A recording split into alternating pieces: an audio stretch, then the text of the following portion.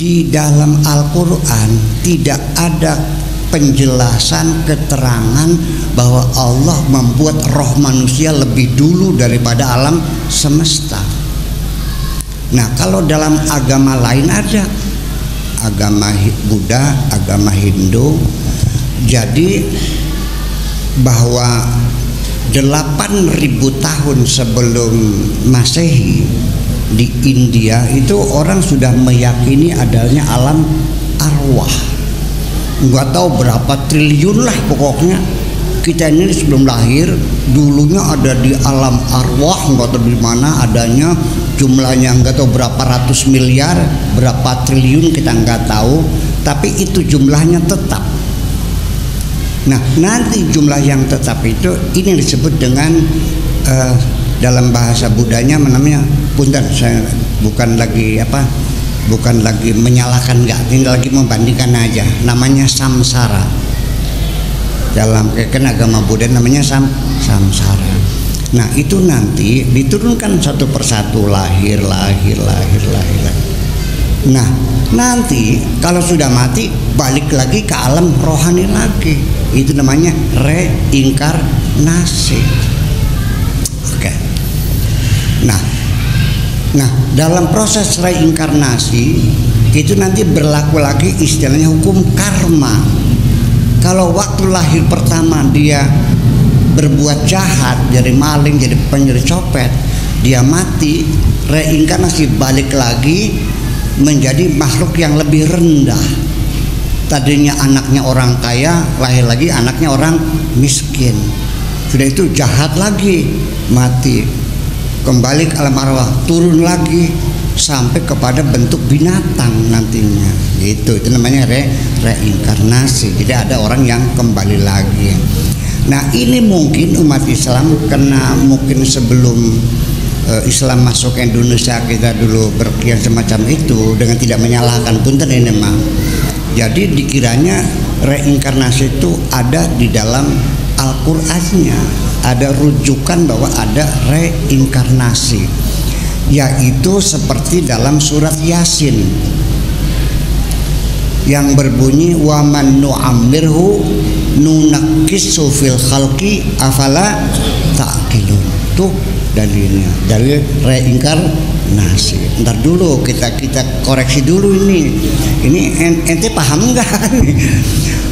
Waman nu'ammirhu, dan barang siapapun yang dipanjangkan umurnya, nunakkisu kita ulangi fil khalqi kejadiannya, dikiranya balik lagi. Bukan begitu. Itu artinya begini, waman nu'ammirhu, orang yang umurnya panjang itu, nunakkisu fil khalqi, sel-sel tubuh yang rusak diganti lagi dengan sel-sel yang baru secara sempurna. Umurnya sudah 60 tahun, 70 tahun, tapi dia segar bugar, terganti jadi nggak peot-peot gitu, sehat selalu. Kenapa? Terganti pergantian sel yang sempurna, bukan reinkarnasi. Paham nggak? Nih, manusia ini ada dokter nggak? Nanti konfirmasi. Manusia ketika melakukan aktivitas sehari-hari, mencangkul, ya kan, hampir mobil, nanam ini, masak ini, segala macam, ke pasar, ini kan aktivitas. Itu akan mengakibatkan sel-sel tubuh kita ini akan mengalami kerusakan. Satu orang manusia itu diperkirakan rata-rata ada berapa jumlah selnya? Ada 280 miliar sel setubuh nih, 280 miliar sel. Nah, akibat kita beraktivitas sehari-hari ini akan terjadi kerusakan sel. Diperkirakan sekitar 18 miliar, 15 sampai 18 miliar sel yang rusak. Nah, sel yang rusak itu akan mengalami pergantian sel yang baru ketika kita sedang beristirahat. dalam keadaan tidur, itu sel kita diganti dengan sel yang baru. Itu pergantian sel itu dikontrol oleh akal tidak sadar kita, akal bawah sadar kita.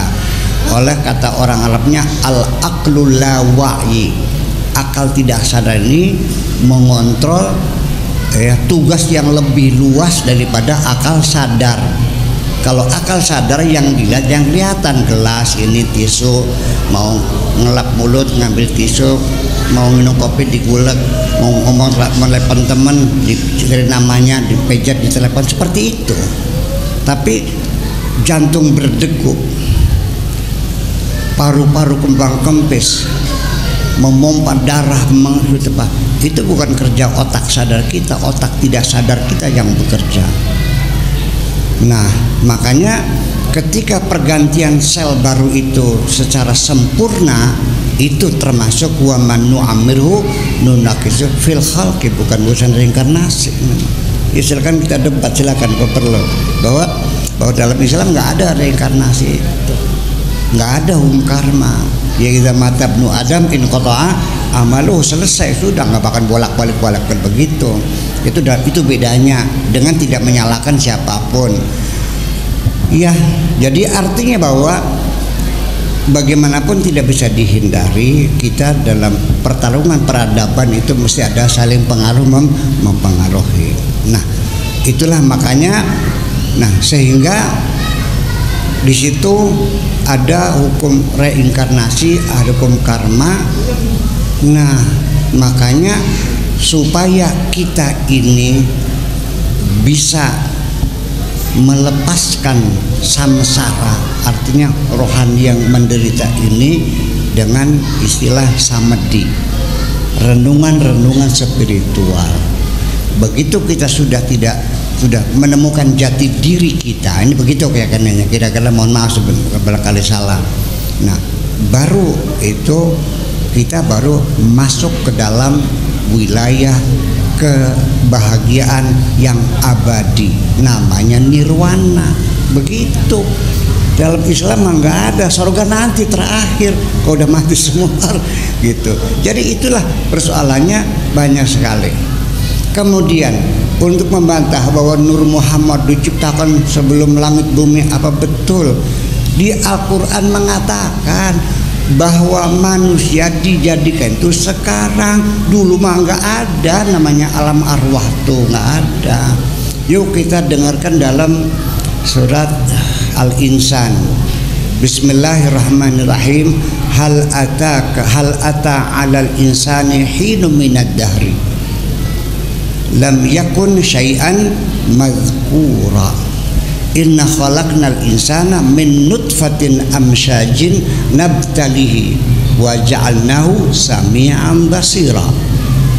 Kapan manusia diciptakan? Hal ata hinu minan dari, apakah telah datang alal insan pada manusia hinu dari, ada suatu fase waktu tertentu, ya, suatu tertentu, lam yakun syai'an madhkura, manusia waktu itu belum dapat disebut sebagai apapun, nggak ada.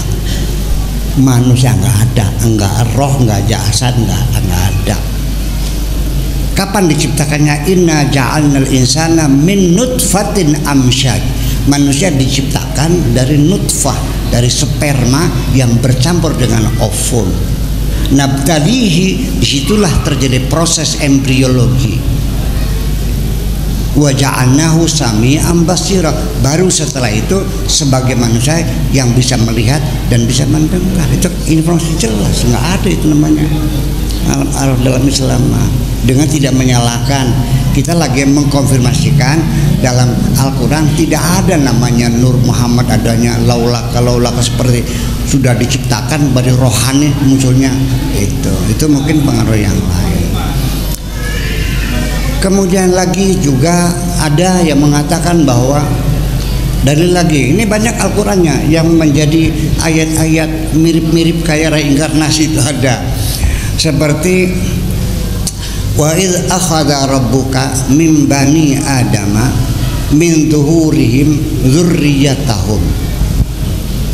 Apakah ingatlah kamu ketika Tuhanmu mengambil dari Bani Adam min zuhurihim, dari tulang punggungnya, dzurriyyatahum, bahwa manusia itu diciptakan dari sperma yang diproses di tulang belakang itu, min zuhurihim. Kemudian wa asyhadna ala anfusihim, dan kami persaksikan kepada mereka, alastu bi rabbikum, bukankah aku Tuhanmu? Qalu syahidna. Nah, ini jadi pertanyaan, ini jangan-jangan waktu di alam arwah kita ditanya, apakah aku ini Tuhanmu? Lalu rohnya mengatakan, ya kami menyaksikan. Bukan, itu artinya bahwa, nah itulah makanya kita lihat lagi bahwa wasana ala anfusim alastu birabbikum itu setelah Tuhan menciptakan sperma, dan sperma itu kemudian bertemu dengan ovum, lalu terjadi proses embriologi. Nah, ketika terjadi pertemuan sperma ovum itu pertama kali yang disebut dengan cetak biru kemanusiaan, itu namanya deoksiribonukleik acid namanya, atau disingkat menjadi DNA. Disitulah Allah titipkan dari DNA itu segala macam informasi yang nanti makhluk yang keluar ini nanti sifatnya seperti ini. Dari mulai rambutnya keriting apa lurus, kulitnya putih atau hitam, hidungnya mancung atau pesek, bibirnya doer atau ya orangnya laki atau perempuan. Itu dalam satu deoksiribonukleik acid yang tidak kelihatan mata kecuali dengan mikroskop, itu baru kelihatan DNA itu. Di situ menyimpan informasi tentang masa depan anak manusia yang bakal lahir. Informasi itu dari mulai warna kulit, warna mata, warna ini tulangnya, jenis darahnya, bakatnya, kebiasaannya, sampai segala macam. Itu kalau ditulis di kertas folio itu mungkin 50 juta lembar folio, dan tidak pernah meleset sedikit pun itu. Itu maknanya wa asyhadna ala anfusihim alastu birabbikum qalu syahidna. Itu seperti itu. Jadi artinya tidak semudah itu kita menafsirkan ditarik sana tarik sini. Begitulah kira-kira. Dan untuk ke depan, dan kita nggak usah menyalahkan. Jadi kalau kita sekarang melakukan kritik historis terhadap sejarah, itu bukan berarti menyalahkan orang zaman dahulu, tapi kita lagi menyempurnakan karya-karya orang zaman dahulu, karena ilmu pengetahuan itu selalu mengalami revisi setiap generasi menuju pada kesempurnaan. Betul nggak? Jangan tersinggung loh. Bapak bikin mobil nggak ada wipernya, saya sempurnakan, saya kasih wiper, seneng nggak? Sudah wipernya, cuma hanya satu kecepatan, kita bikin 2, pelan dan cepat, mau nggak? Bikin 3 tahap, pelan, sedang, cepat, mau nggak? Kita tambah lagi sensor sehingga kalau hujannya besar dia cepat, hujannya kecil dia pelan, kalau lampunya merah dia mandek, mau nggak? Jadi namanya ilmu pengetahuan itu selalu disempurnakan oleh generasi berikutnya. Jangan pernah mengatakan karya orang zaman dahulu sudah sempurna dan final. Tetap kita koreksi. Apalagi itu sifatnya ilmu sosial, agama dan sebagainya. Fisika partikel pun yang disebut ilmu pasti, ternyata ketika diuji ulang terdapat kekurangan, kekeliruan yang perlu direvisi. Percaya nggak?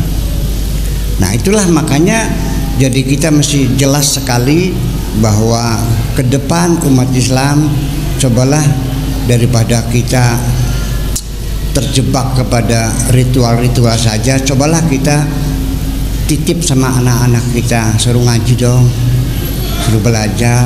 Betul nggak?